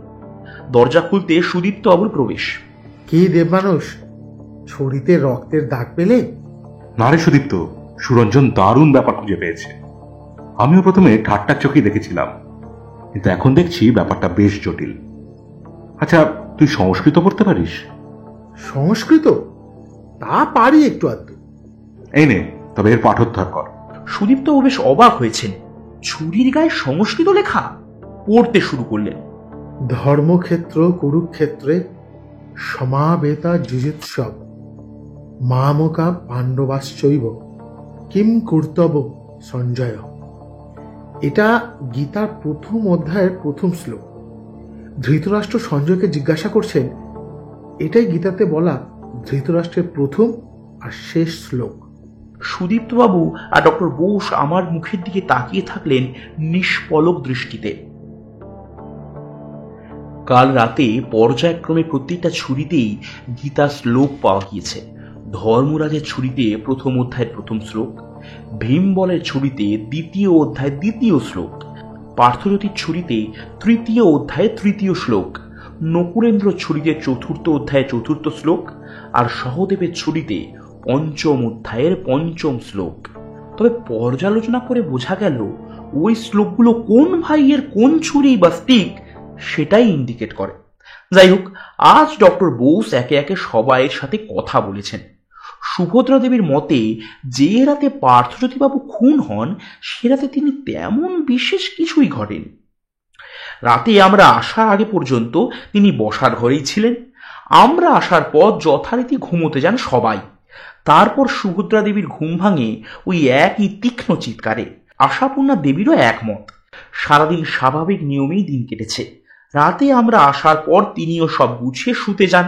তবে রাতে তিনি ঘুমের ট্যাবলেট খান, তাই ভোরে ঘুম ভাঙার পর সব জানতে পারেন। এবার ডক্টর বোস ঘরে ডাকলেন হলধর বাবুকে। ডক্টর বোস বলতে থাকলেন, আচ্ছা হলধর বাবু, আপনি এখানে কতদিন আছেন? আমি আর আমার বোন ছোটবেলাতে বাবা মাকে হারিয়েছি। তখন আমার বয়স 10 বছর আর আমার বোন 2 বছরের। আমরা মামার বাড়িতে মানুষ। বড় কর্তা মশাই মানে পাণ্ডু প্রতাপ সান্যাল আমাদের খুবই স্নেহ করতেন। আমাদের সমস্ত দায়ভার তিনিই নিয়েছিলেন। পড়াশোনা শেষ করার পর তখন আমার বয়স বছর 22 হবে। তিনি আমাকে সেরেস্তার রক্ষক হিসেবে বসান। তারপর নায়েব হই কর্তামশায়ের আনুগত্যে। সেই 22 বছর বয়স থেকে এখানেই আছি। এরপর তিনি আমার বোনের সাথে তার মেঝো ছেলে পার্থজ্যোতি সান্যালের বিয়ে দেন। কথা শেষ করে চোখে জল মুছেন, তারপর আবার বলতে থাকলেন, প্রথম যেদিন এ বাড়িতে আসি তখন আমি জ্যোতিদা মানে পার্থজ্যোতি আর নকুলদা মানে সুদীপ্তর বাবা আমরা ছিলাম অভিন্ন হৃদয় বন্ধু। তখন কতই বা বয়স সব, আমার 22, জ্যোতিদার 27 কি 28, নকুলদার তখন 24 কি 25। বড়দা মানে ধর্মরাজ সান্যাল আর মেজদা ভীমবল তখন বেশ বড়, বয়স প্রায় 30-এর কোটায়। তাকে আমরা সবাই খুব সমীহ করে চলতাম। আর ছোট সহদেব তখন বেশ ছোট, ওই 18 কি 19 হবে। ছোট বলে ও আমাদের দলে পড়তো না। গিন্নিমা তো ওকে জন্ম দিতে গিয়েই মারা যান। আমরা তিনজন যেখানেই যেতাম একসাথে যেতাম। রাতের পর রাত জেগে তিনজন কত যাত্রা থিয়েটার দেখেছি তার ইয়ত্তা নেই। একদিনের ঘটনা, আমরা তিনজন যাত্রা দেখে বাড়ি ফিরছি। অন্ধকার পথ, একটা কেউটে সাপ ফনা তুলে আমার দিকে এগিয়ে আসে। নকুলদা বরাবর ছিল ডানপিটে স্বভাবের। সাপটা আমার দিকে ফনা তোলা মাত্রই এক ঝটকায় তিনি তাকে আছাড় মারেন তার লেজটা ধরে। এত কম সময়ের মধ্যে ঘটনাটি ঘটে যায় যে জ্যোতিদাও ভালো করে বুঝতে পারে না। পরে শুধু দেখে সাপটা চিত হয়ে পড়ে আছে। সেদিন প্রাণের রক্ষা পেয়েছিলাম নকুলদার জন্য। তারপর একে একে বড়দা মেজদা খুন হন। আমরা তিনজন তখন জমিদারির দায়িত্ব সামলাচ্ছি। বড়বাবু আমাদের কোনোদিনও আলাদা চোখে দেখেননি, বলতেন, তোরা তো 6 ভাই। 2 ছেলের বিপত্নিক মৃত্যু দেখে তিনি ঠিক করেন আমার বোন সুভদ্রার সাথে তিনি জ্যোতিদার বিয়ে দেবেন। হলোও তাই। আমাদের 3 ভাইয়ের সম্পর্ক আরো পাকাপোক্ত হলো। এরপর যখন অনুপমা সুভদ্রার কোলে তখন বিয়ে হয় নকুলদার। মনে আছে, নকুলদার বিয়ের সময় এ বাড়িতে যাত্রার আসর বসেছিল। সে এক এলাহি আয়োজন। তারপর সুদীপ্ত হওয়ার ঠিক 1 বছর পর ঠিক করা হয় ছোট ভাই মানে সহদেবের বিয়ে দেওয়া হবে। কিন্তু বিধি বাম, বিয়ের আগের দিন রাত্রে সহদেবও খুন হয়। যে রাতে সহদেব খুন হয় সে রাতে আমি বরাহনগরের আমার মামার বাড়ি যাই আমার দিদিমাকে দেখতে। এসে শুনি সব শেষ। নকুলদাও খুন হয় তার 1 বছর পরে। জ্যোতিদা ভাতৃবিয়োগে বড় ভেঙে পড়েছিলেন। সেরেস্তার সব কাজ শেষে যখন হাঁপিয়ে উঠতেন প্রায় তিনি গুম মেরে বসে থাকতেন। একদিন আমায় বলেছিলেন, আমার 4 ভাইয়ের কেউ রইল না রে হলধর, আমি একা হয়ে গেলাম। সে কথা শুনে আমার বড্ড খারাপ লেগেছিল। দুঃখে অভিমানে সেদিন সেরেস্তায় যাইনি। পরের দিন নাওয়া খাওয়া বন্ধ করে ঘরে খিল এঁটে বসেছিল। বোন এসে আমায় ডেকে ডেকে চলে গিয়েছে। শেষে জ্যোতিদা সন্ধ্যাবেলা 1 গামলা নারকোল কোড়া দিয়ে মুড়ি মেখে নিয়ে এসেছিল আমার ঘরে। এসেই বলেছিল, ও হলধর, দরজা খোল ভাইটি, বড় ভুল হয়ে গিয়েছে। এই যে দেখ, নিজের হাতে তোর পছন্দের মুড়ি মাখা নিয়ে এসছি। বাইরে বের হয়ে দেখি সত্যি 1 গামলা মুড়ি নিয়ে দাঁড়িয়ে আছে জ্যোতিদা। ঘরের ভেতরে ঢুকতেই তাকে বলেছিলাম, আমার জন্য অত চিন্তা কিসের? তোমার তো সব ভাই মরে গেছে, আমি তো সামান্য কর্মচারী মাত্র।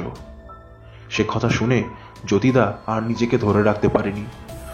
বলেছিল, ফের এ কথা বলেছিস কি তোর সাথে আমি কথা বলা বন্ধ করে দেব। সত্যি জ্যোতিদা।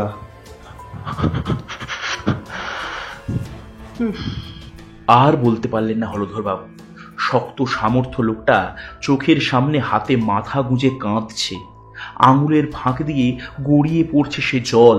ডক্টর বোস বলে উঠলেন, আপনি শান্ত হন হলদারবাবু। আমি শেষ একটা প্রশ্ন করব। যেদিন পার্থজ্যোতিবাবু খুন হন সেই রাতে আপনার সাথে ওনার কথাবার্তা হয়েছিল? সন্ধ্যাবেলাতেই আমি, জ্যোতিদা, সুভদ্রা, অন্ন সবাই বসার ঘরে বসে গল্প করছিলাম। সেদিনই দেখে দেখে গাড়িটা খারাপ হতে হয়। দারোয়ান নিমকে দিয়ে চাঁদপালকে খবর পাঠিয়েছিলাম, সে যেন গিয়ে তোমাদের নিয়ে আসে। পরে সুদীপ্তর মুখে শুনি বেটা চাঁদপাল তো যায়নি, উল্টে আফিম খেয়ে ফটকেছিল। আমারও অবশ্য তারপর আর খোঁজ নেওয়া হয়নি। রাত গভীর হচ্ছে বলে অন্ন আমাদের সবাইকে খাইয়ে দিল। পরে আমি আমার ঘরে চলে যাই। তোমরা ওপরে ঘরে চলে যাওয়ার পর আমি বের হয়েছিলাম। জ্যোতিদা তখন বললেন, তোমরা এসে গিয়েছো, বিলাস তোমাদের জন্য খাবার নিয়ে গেছে। তারপর আমি আবার গিয়ে ঘুমিয়ে পড়ি।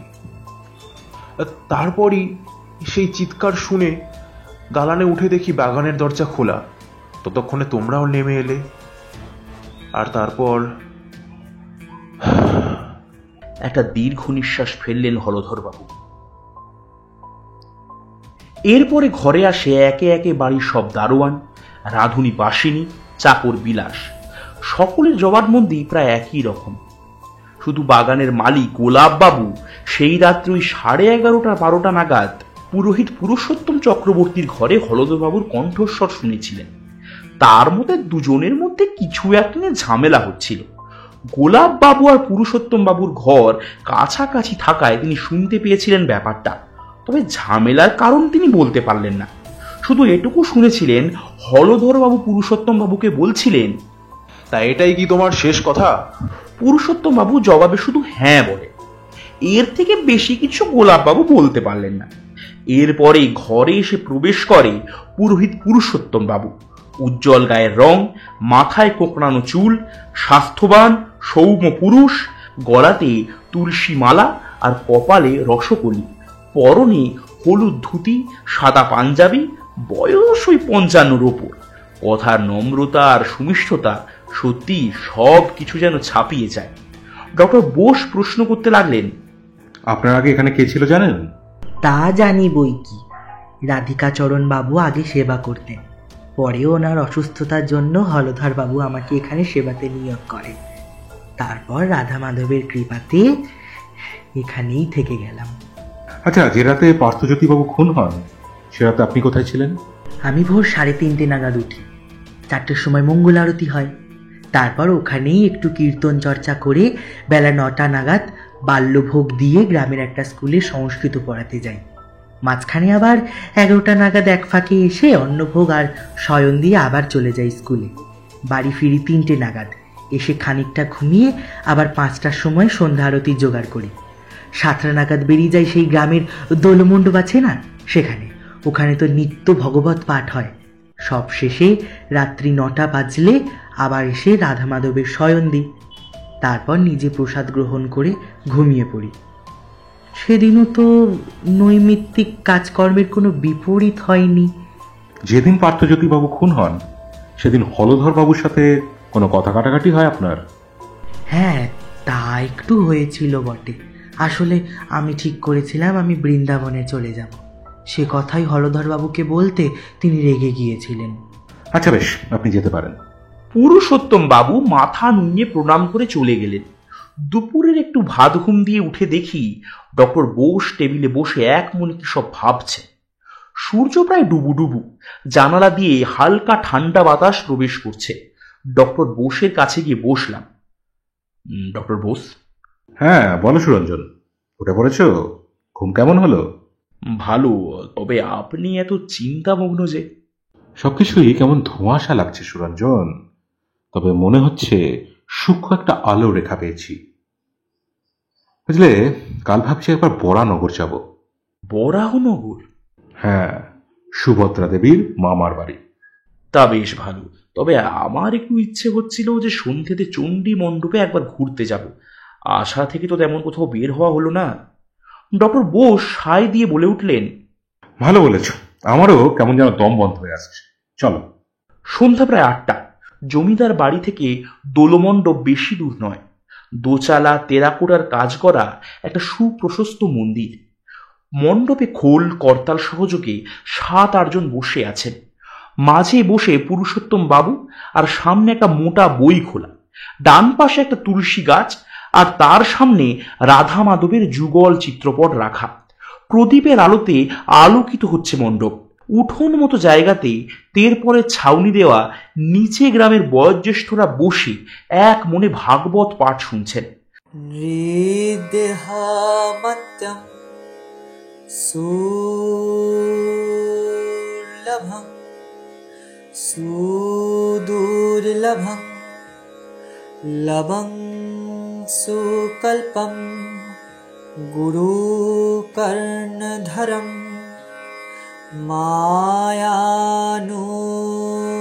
মায়ানুকুলেন নবশতেরতম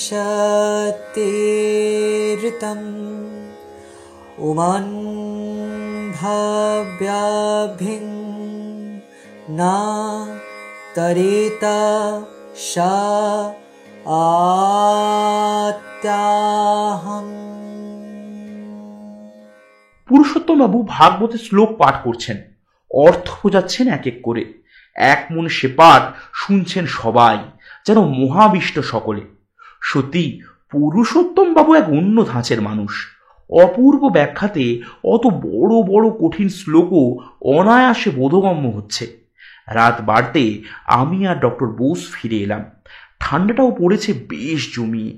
সত্যি একটু ঘুরে আসতে দমবন্ধ ভাবটা কাটলো। রাতের খাওয়া সেরে বিছানায় গা এলিয়ে দিলাম। কানে যেন এখনো বাজছে খোল করতালের ধ্বনি। বাঁশির ছিদ্র পদ দিয়ে বের হওয়া সুর, পুরুষোত্তম বাবুর গাওয়া সেই পদ। বন্দে নন্দ প্রজা স্ত্রীণাম পদরেণু মভিক্ষা ইয়াশং হবি কথা দিস্তং। ঘুম ভাঙল পুরুষোত্তম বাবুর কণ্ঠে সুমধুর গান শুনে। সূর্য সবে তার নিদ্রাসন ছেড়ে উঠছে। পাশে দেখলাম ডক্টর বোস নেই, হয়তো বাইরেই আছেন। শালটা চাপিয়ে বের হয়ে পড়লাম। দেবগৃহের সামনে গিয়ে দাঁড়ালাম। সে এক অপূর্ব শোভা। মন্দিরের ভেতরটা পুরো কাঁচের সূক্ষ্ম কারুকার্যে মোড়া। কি অপরূপ সুন্দর, চোখ যেন ধাঁধিয়ে যায়। মঙ্গল আরতির জোগাড় চলছে। ডক্টর বোসের কথা মতো 3 খিলান বিশিষ্ট দালানের থেকে সূর্যের আলো এসে পড়েছে শ্রী বিগ্রহের উপর। সূর্যের আলো কাঁচে প্রতিফলিত হয়ে পুরো ঘর আলোকিত করে তুলেছে। মনে হচ্ছে যেন সদ্য জাগরিত সূর্য তার রশ্মি স্বরূপ প্রথম অর্ঘ্যপত্র নিবেদন করছে যুগল চরণে। সত্যি কি রূপ তাদের! কোষ্ঠী পাথরের 1 ফুটের মতন কৃষ্ণমূর্তি, বামে তার থেকে কিছুটা খর্বকায় রৌপ্য নির্মিত শ্রী রাধা। দেখে মনে হয় চাঁদের পাশে যেন কালো মেঘ এসে দাঁড়িয়েছে। সুরক্তিম অধর দেখে মনে হয় কৃষ্ণ কালো মেঘ থেকে যেন বিদ্যুতের স্ফুলিঙ্গ নির্গত হচ্ছে। পরনে শুভ্র পদ্মের ন্যায় বসন, চাঁচর কেশ, তাতে আবার ময়ূরপুচ্ছ রাশি শোভাবর্ধন করছে। হাতের সোনার বাঁশিটি কত যত্নেই না ধরেছে সে। পাশে শ্রীমতী রাধা ফুল সাজি নিয়ে অপেক্ষামান। মনে হয়তো আশা কতক্ষণে প্রাণবল্লভ তার দিকে ফিরবেন, আর তিনি নিজ হস্ত নির্মিত বৈজন্তী মালা তার গলে দেবেন। মৃদু খোরতাল ধ্বনি, সাথে সেই মহাবিষ্ট কণ্ঠ। পুরুষোত্তমবাবু গাইছেন,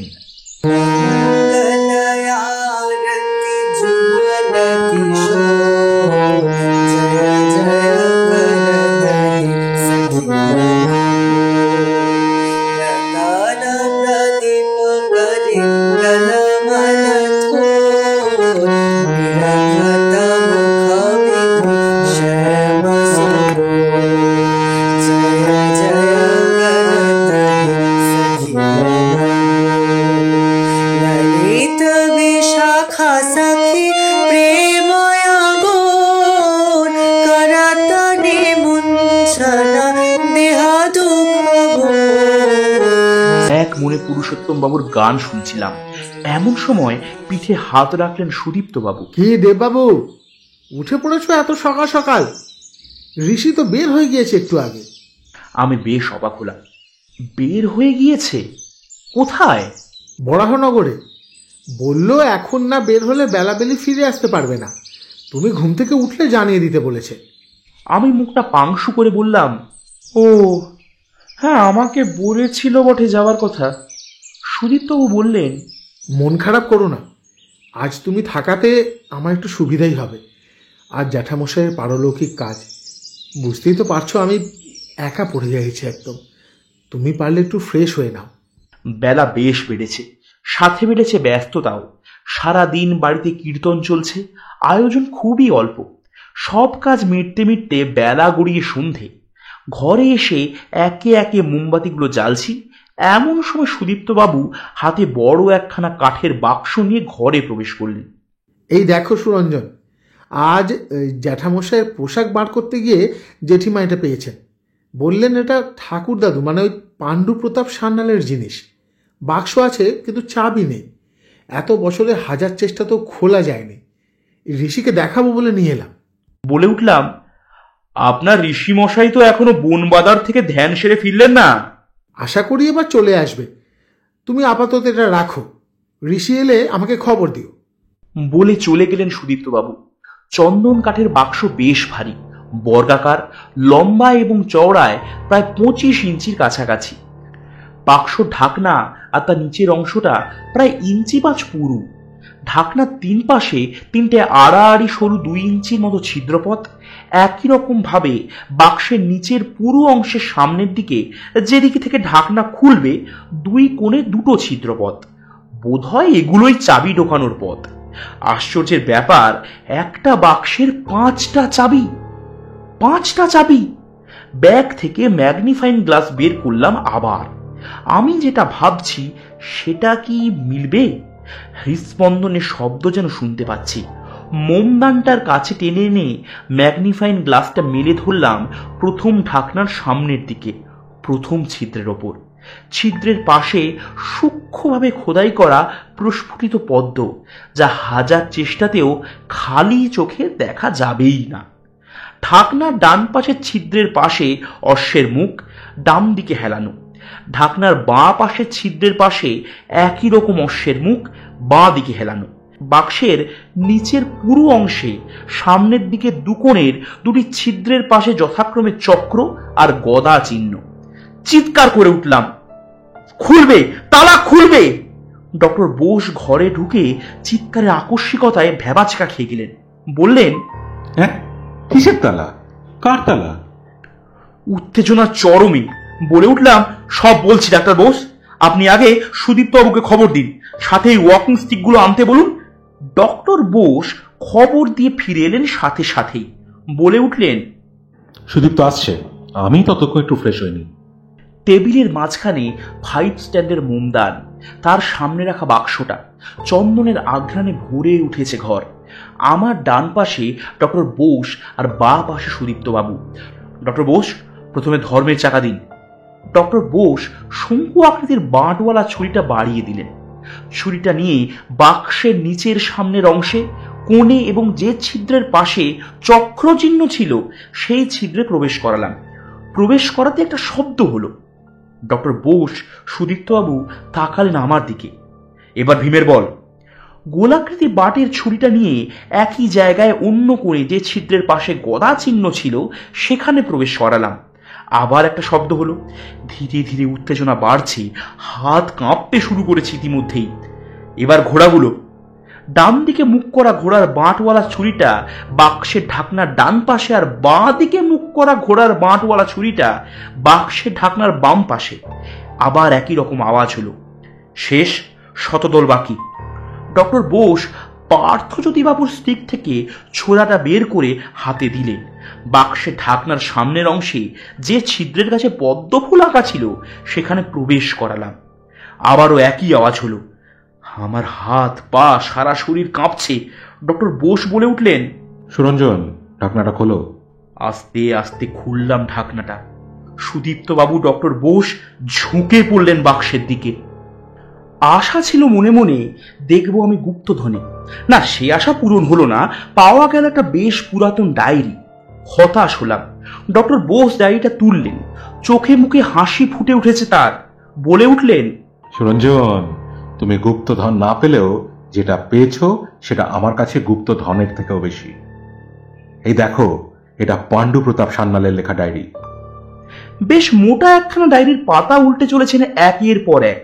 বলে উঠলাম, আমি চললাম ঘুমোতে, আপনি ডায়েরি রহস্য সলভ করুন, শুভরাত্রি। মাঝে একবার ঘুম ভেঙেছিল। ঘুম চোখে দেখেছিলাম ডক্টর বোস মোমবাতির আলো এক মনে পড়ে চলেছেন ডায়েরিখানা। পরের দিন সকালেও ঘুম ভাঙল মঙ্গল আরতির সময়।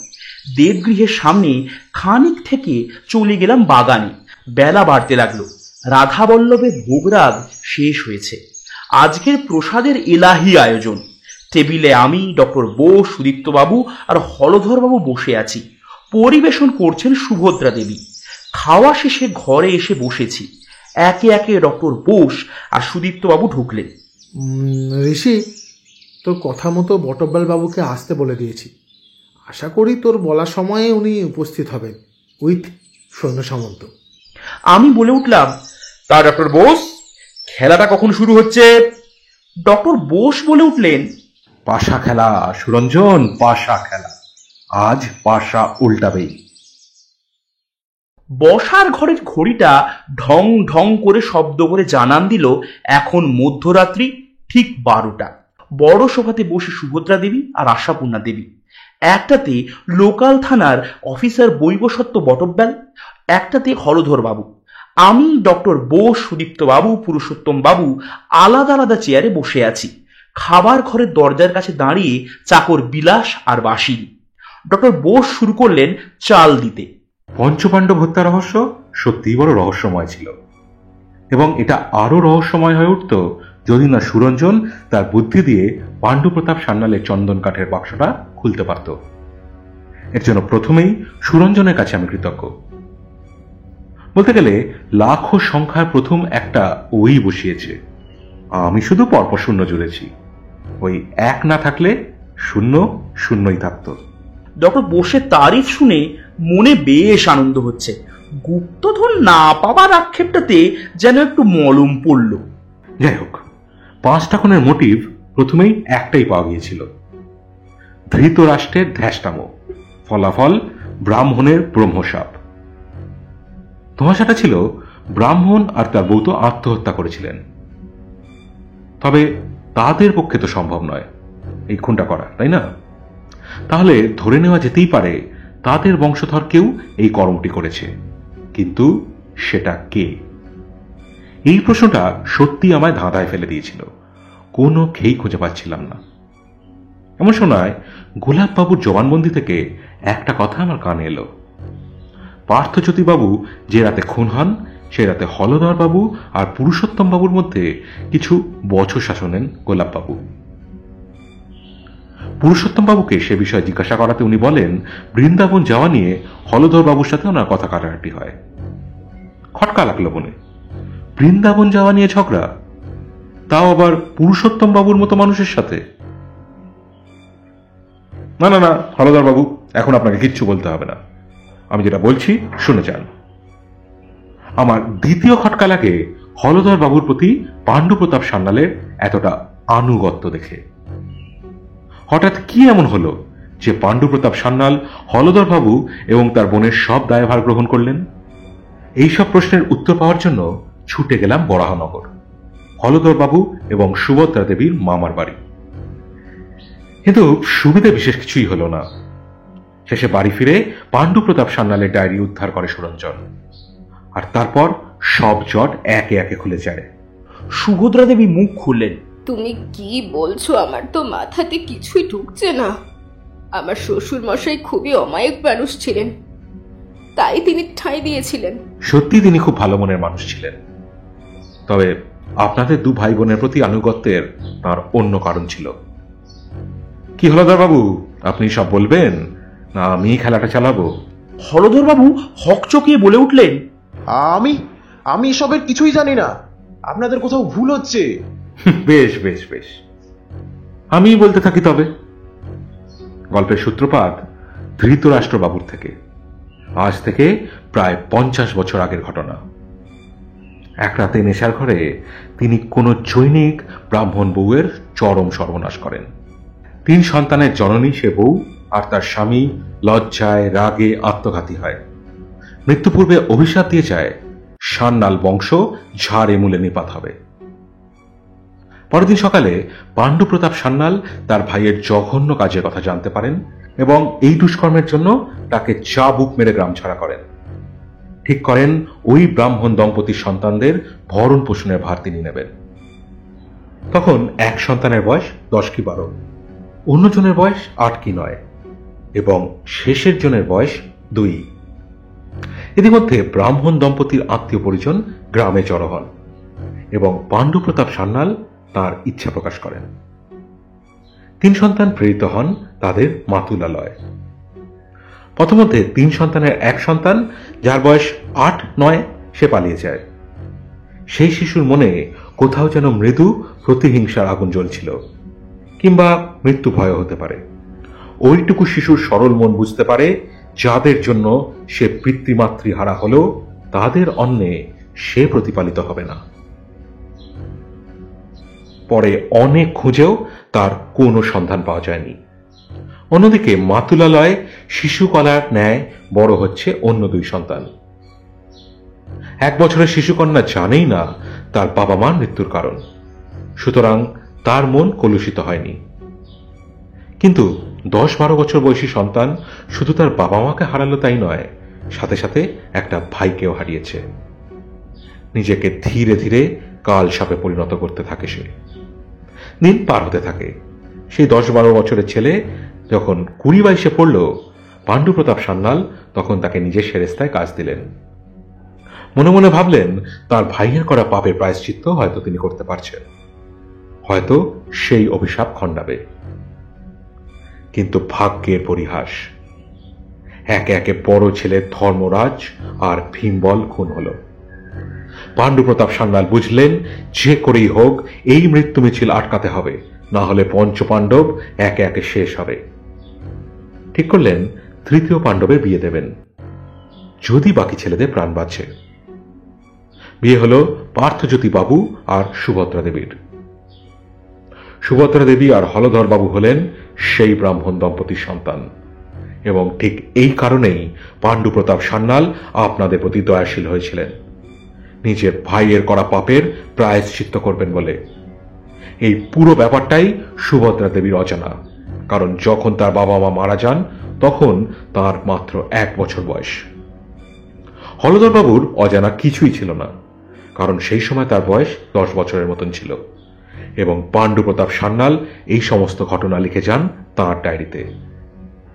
তবে তিনি খুনাক্ষরে টের পাননি যে দুধ কলা দিয়ে তিনি একটা কাল সাপকে বড় করছেন। প্রতিহিংসার জন্য পাণ্ডু প্রতাপ সান্যালের অন্নে প্রতিপালিত হলধর বাবুই ধর্মরাজ সান্যাল আর ভীমবল সান্যালকে খুন করেন। কি হলধর বাবু, কথা ভুল হলো না তো? ঘরের মধ্যে নেমে এসেছে নিস্তব্ধতা। সবাই তাকিয়ে ডক্টর বোসের দিকে। মুখে হাত চাপা দিয়ে কাঁদছেন ষাটোর্ধ্ব এক প্রৌঢ়। হলধর বাবু বলে উঠলেন, হ্যাঁ হ্যাঁ, আমি করেছি, আমি প্রতিহিংসার জন্য আমি। সুভদ্রা দেবী চিৎকার করে উঠলেন। দম বন্ধ করা কান্না যেন ঠিক বের হয়ে আসতে চাইছে তার থেকে। ও মানুষ, তোমার লজ্জা করছে না? যে তোমাকে প্রতিপালন করলো তাদের বংশেই তুমি? ছি ছি ছি ছি ছি, নিজের বোনের বরকে পর্যন্ত তুমি ছাড়লে না। তুমি আমার দাদা, আমার ঘৃণা হচ্ছে। তোমাকে দাদা বলতে আমার লজ্জা করছে। ছি ছি ছি, তুমি একটা লজ্জা, তুমি সত্যি একটা কালসাপ। কথাগুলো মুখে থাকতেই জ্ঞান হারালেন সুভদ্রা দেবী। ঘরের মধ্যে শ্মশান সম নিস্তব্ধতা বিরাজ করছে। মনে মনে ভাবছি প্রতিহিংসা পরায়ণতা মানুষকে কোথায় নামাতে পারে। সুভদ্রা দেবীর জ্ঞান ফিরে এসেছে। এলোমেলো চুল, ভাতৃ কপটতায় বিধ্বস্ত হয়ে এলিয়ে পড়েছেন সোফার উপরে। ডক্টর বোস বলে উঠলেন, মাসিমা, নিজেকে একটু সামলান, এখনো যে একটু বাকি আছে। সে কি রে ঋষি, এখনো খেলা শেষ হয়নি? না সুদীপ্ত, সবে তো একটা ঘুঁটি মাত হয়েছে, এখন একটা বাকি। অবাক বিহ্বল দৃষ্টিতে তাকিয়ে আছি সবাই ডক্টর বোসের দিকে। হলধর বাবুর হাতে প্রাণ ত্যাগ করেন ধর্মরাজ সান্যাল আর ভীমবল সান্যাল। তবে এরপর বাকি 3 পাণ্ডবের মৃত্যুর জন্য তিনি দায়ী নন। আচমকা বজ্রপাতেও বোধ হয় এমন চমক তৈরি হয় না। হলধর বাবু সহস্র চোখে বলে উঠলেন, না না, আমি সবাইকে মেরেছি, আমি। আপনি 1000 বার বললেও আমি এ কথা বিশ্বাস করব না, কারণ 2টো খুনের পর আপনার মন পরিবর্তন হয়, নিজের পাপ কাজের জন্য বিবেক দংশনে আগুনে জ্বলতে থাকেন আপনি। এছাড়াও আরও কারণ আছে। আপনি পার্থজ্যোতি বাবু আর সহদেব বাবুকে মারতে পারতেন না, কারণ প্রথমত আপনারা 3 জন ছিলেন অভিন্ন হৃদয় বন্ধু, দ্বিতীয়ত পার্থজ্যোতি বাবু ছিলেন আপনার বোনের বর। এটা আপনার পক্ষে অসম্ভব ছিল নিজের বোনের বরকে হত্যা করা। হ্যাঁ সুভদ্রা দেবী, আপনার স্বামীকে হলধর বাবু খুন করেননি। সুভদ্রা দেবী নিষ্পলক দৃষ্টিতে তাকিয়ে থাকে ডক্টর বোসের দিকে। সুদীপ্ত, তোর বাবাকেও হলধর বাবু খুন করেননি। প্রথম কারণটা বলছি। আরেকটা কারণ হলো নকুলেন্দ্র বাবু সর্পদংশনের হাত থেকে হলধর বাবুকে বাঁচিয়েছিলেন। সে কারণেই হলধর বাবুর পক্ষে তার প্রাণ রক্ষাকর্তার প্রাণ হরণ করা কঠিন ছিল। বাকি রইল সহদেব বাবু। সহদেব বাবু ছিলেন অত্যন্ত সুপুরুষ, তার মতো অমন দিব্য দেহধারীকে খুন করা অসম্ভব ব্যাপার। এছাড়াও হলধর বাবু তাকে খুব স্নেহ করতেন। আর তাছাড়া এতদিনে হলধর বাবুর প্রতি হিংসার আগুন নিভে গিয়েছে। কিন্তু এখান থেকেই শুরু হলো দ্বিতীয় প্রশ্ন, বাকি 3 পাণ্ডব তাহলে মরল কার হাতে? এর উত্তর পাওয়া যায় পাণ্ডু প্রতাপ সান্যালের ডায়েরিতে। নকুলেন্দ্র বাবুর বাড়িতে বিয়ের সময় বাড়িতে একটা যাত্রার আসর বসে। সেই যাত্রায় অভিনয়ের মধ্যে তিনি এক সৌম্য শান্ত সাবালক পুরুষকে দেখে অভিভূত হয়ে যান। সে পুরুষের যেমন রূপ তেমন কণ্ঠস্বর। চিনতে ভুল হয় না পাণ্ডু প্রতাপ সান্যালের। তিনি তার ডায়েরিতে লিখেছেন, এতদিন পর আমি খুঁজে পেলাম হারানিদিকে। সত্যি যেন সে নব জলধর, চাঁচর কেশ, টানা চোখ, কোষ্ঠী পাথরের বিগ্রহে, আর কি বা প্রয়োজন। এবার আমার ঘর আলো করে থাকবে চতুর্ধামূর্তি, জগন্নাথ, বলরাম, সুভদ্রা। তার মনের সমস্ত ব্যাপার তিনি খুলে বললেন হলধর বাবুকে। হলধর বাবু তড়িৎ গতিতে দেখা করতে গেলেন সেই ছেলেটির সাথে। সত্যি পাণ্ডু প্রতাপ সান্যালের চিনতে ভুল হয়নি। হলধর বাবু খুঁজে পেলেন তাঁর সেই হারানো ভাইকে। আমরা সবাই যেন ধাঁধায় পড়ে গিয়েছি। ডক্টর বোস কি চাল দিচ্ছেন একে একে। আবার বলতে থাকলেন তিনি, এরপর পাণ্ডু প্রতাপ সান্যাল হলধর বাবুর মতো তার ভাইকেও চাকরি দেন তাঁর জমিদারিতে। তবে পাণ্ডু প্রতাপ সান্যালের এটাই ছিল সব থেকে বড় ভুল। এক সাপের 20 দাঁত না ভাঙতেই আর এক সাপ পুষলেন তিনি। সেই ছেলে এসে দেখে হলধর বাবু 2 পাণ্ডবকে হত্যা করলেও বাকি 3 পাণ্ডব এখনো বর্তমান। হলধর বাবুর প্রতিহিংসার আগুন নিভলেও সেই ছেলের মধ্যে তখনও রক্তের পিপাসা ছিল। ঠিক করলেন একে একে শেষ করবেন বাকি 3 পাণ্ডবকে। হলধর বাবুর হাজার নিষেধ সত্ত্বেও তিনি নিঃসংকোচে চালাতে থাকলেন হত্যালীলা। সবার প্রথমে সেই ছেলের হাতে খুন হলেন সদ্য যৌবনে পা দেওয়া সহদেব সান্যাল, এরপর নকুলেন্দ্র সান্যাল এবং সব শেষে পার্থজ্যোতি সান্যাল। আশা করি এবার তার প্রতিহিংসার আগুন নিভেছে। দপ করে জ্বলে উঠলেন পুরুষোত্তম বাবু। রাগে মুখ লাল হয়ে রয়েছে, চোখ দিয়ে ঝরে পড়ছে আগুন। না না, এখনো শেষ হয়নি, এখনো শেষ হয়নি। একে একে সবাইকে মারবো। সুদীপ্ত, অনুরূপ, অনুপমা, অনুভব, সবাইকে সবাইকে।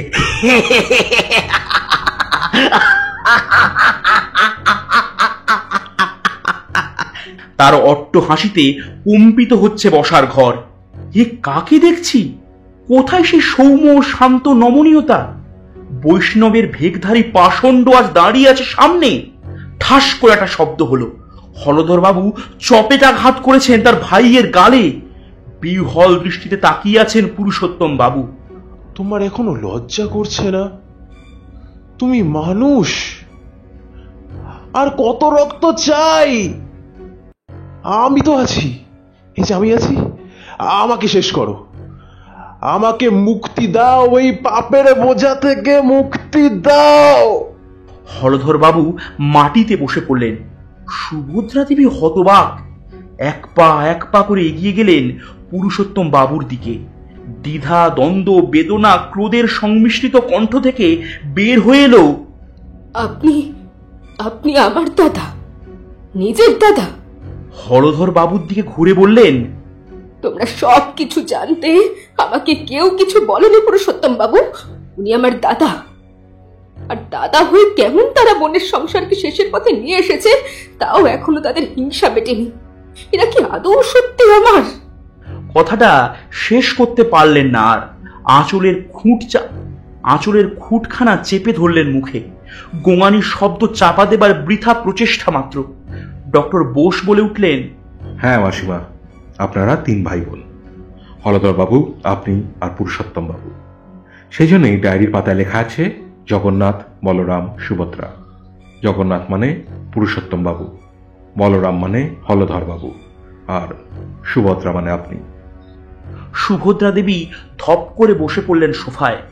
ডক্টর বোস পুরুষোত্তম বাবুর দিকে তাকিয়ে বলে উঠলেন, আপনাদের 3 জনকে সত্যিই বড় স্নেহ করতেন পাণ্ডুপ্রতাপ সান্যাল। নিজের সন্তানের মতনই ভালোবাসতেন আপনাদের। জানলে অবাক হবেন, পাণ্ডুপ্রতাপ সান্যাল তার 2 পুত্র মারা যাওয়ার পর তার স্থাবর অস্থাবর সম্পত্তি ভাগ করে দিয়ে যান, যথাক্রমে হলধর বাবু, পার্থজ্যোতি বাবু, নকুলেন্দ্র বাবু আর সহদেব বাবুর মধ্যে। আর পুরুষোত্তম বাবুর জন্য রেখে যান রাধা বল্লভের হাতে সোনার বাঁশি। সব থেকে বেশি মূল্যবান জিনিস আছে তার কাছেই, কারণ নিজের ছেলে না হলেও পুরুষোত্তম বাবুর খোঁজ পাওয়ার পর থেকে সব থেকে বেশি স্নেহ ওনাকেই করতেন। সুদীপ্ত বাবু আর আমি একসাথে বলে উঠলাম, বাঁশি? ডক্টর বোস উত্তর দিলেন, হ্যাঁ, ওই সোনার বাঁশিটা। ওই বাঁশি ছিল 3 পাণ্ডবের হত্যার অন্যতম মোটিভ। পুরুষোত্তম বাবু কোন ক্রমে জানতে পেরেছিলেন যে পাণ্ডুপ্রতাপ সান্যালের একটা মহামূল্যবান বাঁশি তৈরি আছে তার সেবিত বিগ্রহের জন্য। তিনি চেয়েছিলেন এক ঢিলে 2 পাখি মারবেন। 3 পাণ্ডব খুন হবে, সাথে ওই বাঁশি হাঁটিয়ে তিনি চম্পট দেবেন। আমি বলে উঠলাম, কিন্তু সোনার বাঁশির কতই বা দাম হবে? ডক্টর বোস বলে উঠলেন, না সুরঞ্জন, ওই বাঁশিটা অর্ধ সমাপ্ত। ওই বাঁশির সাথে আরো কিছু যোগ হলে তাহলেই ওর মূল্য বৃদ্ধি পাবে। পুরুষোত্তম বাবু ভেবেছিলেন 3 পাণ্ডবের কেউ না কেউ ওই রহস্য জানতেই পারবেন।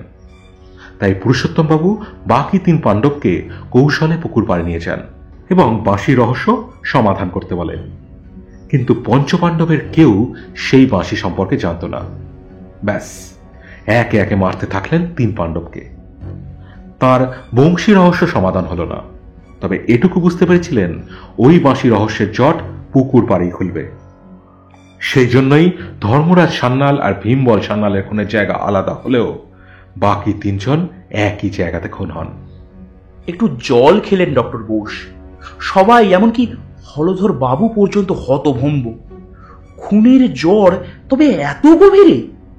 ডক্টর বোস বলে উঠলেন, নিচেই আপনি বাঁশির লোভে প্রতিহিংসার জন্য মানুষ খুন করলেন পুরুষোত্তম বাবু। যে বাঁশির জন্য আপনার এত লোভ, এত কিছু, ওই বাঁশি আপনার জন্যই রাখা ছিল। পুরুষোত্তম বাবু মুখ নিচু করে দাঁড়িয়ে আছেন।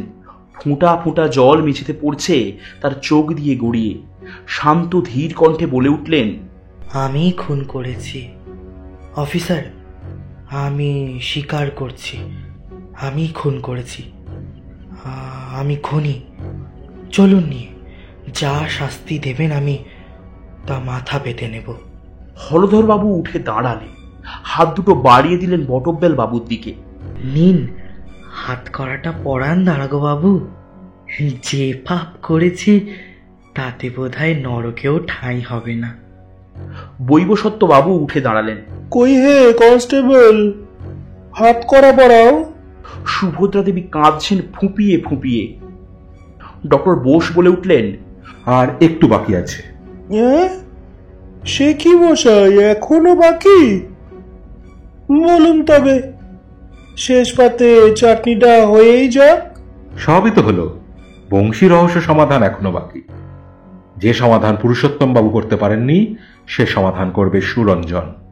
আমি অবাক হয়ে বলে উঠলাম, আমি আমি কি রহস্য সমাধান করব? ডক্টর বোস বলে উঠলেন, তুমিই করবে সুরঞ্জন, তুমিই করবে। চলো যাওয়া যাক পুকুর পাড়ে। একটু একটু করে আকাশ পরিষ্কার হচ্ছে। সূর্যের দেখা এখনো পাওয়া না গেলেও চারিদিকে একটু একটু করে অন্ধকারের চাদর ছেড়ে বের হয়ে আসছে। আমরা একে একে সবাই এসে জড়ো হয়েছি পুকুর পাড়ে।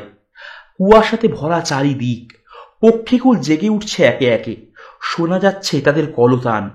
বিশাল দিঘির ওপারে সার দেওয়া তাল আর নারকেল গাছ কুয়াশার মধ্য দিয়ে লুকোচুরি খেলছে। আমার এক পাশে দাঁড়িয়ে ডক্টর বোস, অন্য পাশে সুদীপ্তবাবু। সুভদ্রা দেবীকে ধরে দাঁড়িয়ে আছেন আশাপূর্ণা দেবী। বৈবসত্য বটব্যাল তার দুজন কনস্টেবলের সাথে দাঁড়িয়ে আছেন হলধর বাবু আর পুরুষোত্তম বাবুকে সঙ্গে নিয়ে।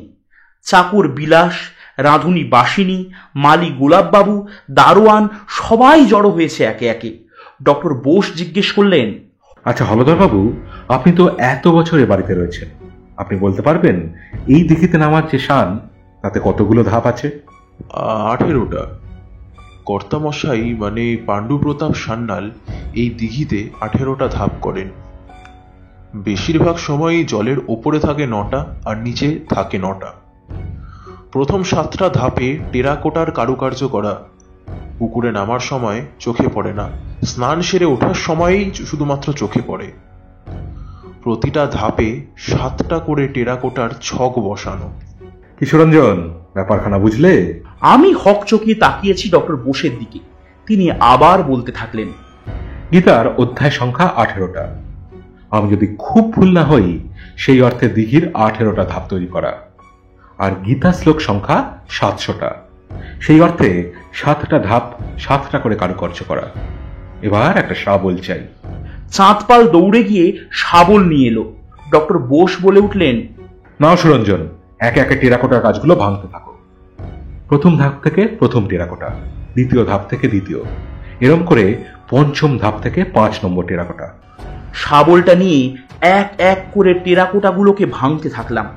প্রথম ধাপের প্রথম টেরাকোটা ভাঙতেই ভেতর থেকে একটা খোপ দেখতে পেলাম। তার মধ্যে রাখা ছোট্ট একটা বাক্স। একে একে পরপর 5টা ধাপের 5টা আলাদা আলাদা টেরাকোটা ভাঙতে 5টা ছোট বাক্স পাওয়া গেল। সুদীপ্তবাবু জিজ্ঞেস করলেন, ঋষি, এগুলোতে কি আছে? এবার ঠাকুর ঘরে যাব। বৈবসত্যবাবু বলে উঠলেন, ও মশাই, আরো বাকি? তা চলুন চলুন, শেষ পাতে দইটাও বা বাদ যায় কেন? চলুন। আবার একে একে সবাই এলাম ঠাকুর ঘরে। সূর্য উদিত হতে শুরু করেছে। চারিদিকের অন্ধকার কেটে আলো রেখা সুস্পষ্ট হচ্ছে। ডক্টর বোস এক এক করে বাক্সগুলো খুলতে থাকলেন। প্রথমটা থেকে বের হলো সাদা, দ্বিতীয়টা থেকে লাল, তৃতীয়টা থেকে সবুজ, চতুর্থ থেকে নীল, আর সবশেষে হলুদ রঙের 1 ইঞ্চির মতো একটা পাথর। বহু মূল্যবান রত্ন হিরে, যার মূল্য পরিমাপ ধারণাতীত। ডক্টর বোস একে একে সেই হিরেগুলোকে রাধা বল্লভের হাতে ধরা বাঁশির ছিদ্রে বসিয়ে দিলেন। বাঁশিটা সামনের দিকে একটু কাত করে দিয়ে বললেন, সবাই দরজা থেকে সরে দাঁড়ান। সবাই দরজাটা ছেড়ে দাঁড়ালাম। সে 3 খিলান বিশিষ্ট দালানের মাঝখানের অংশ দিয়ে সূর্য রশ্মি এসে পড়ল বিগ্রহে। বাঁশিতে সূর্যের আলো এসে পড়তেই সবার চোখ ধাঁধিয়ে গেল। প্রত্যেকটা হিরে থেকে আলো প্রতিফলিত হয়ে পড়ল মন্দিরের কাঁচের দেওয়ালে। সবাই বিস্ময়ের দৃষ্টিতে তাকিয়ে আছি সেই দিকেই। সমুদ্রের জল যদি কালি হয়, পাহাড় যদি কলম হয়, সমগ্র বিশ্বের বনানী যদি পাতা হয়, আর স্বয়ং দেবী সরস্বতীও যদি লিখতে বসেন, তাও এ শোভার ক্ষুদ্র কণাও হয়তো বর্ণনা করা যাবে না। পুরুষোত্তম বাবু বসে পড়লেন মাটিতে। মনস্তাপের তীব্র বেদনা, অনুশোচনা তার বুকে। কি করে ফেলেছেন তিনি? এ পাপে বোধ হয় যে তার নরকেও স্থান মিলবে না। ইন্দ্রিয় দমনের অক্ষমতা তাকে কি পাশবিক করে তুলেছে? মাথার ভেতর কেমন জমাট অন্ধকার হয়ে এলো যেন। চারিদিক সব শূন্য। নিজেকে আর ধরে রাখতে পারলেন না। 2 চোখ দিয়ে অঝরে ঝরছে অশ্রুধারা। অশ্রুসিক্ত কাঁপা কাঁপা কণ্ঠে বলে উঠলেন,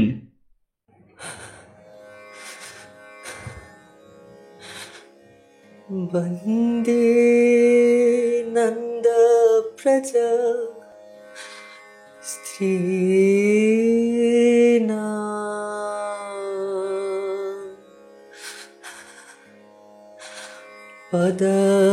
পদরেণু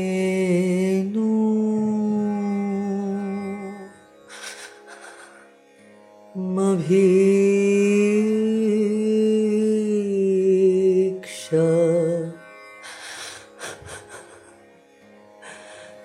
आशां हवी कथदिशिता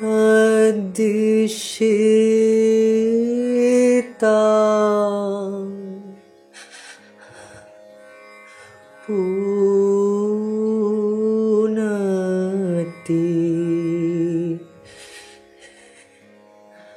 भवन भ्रा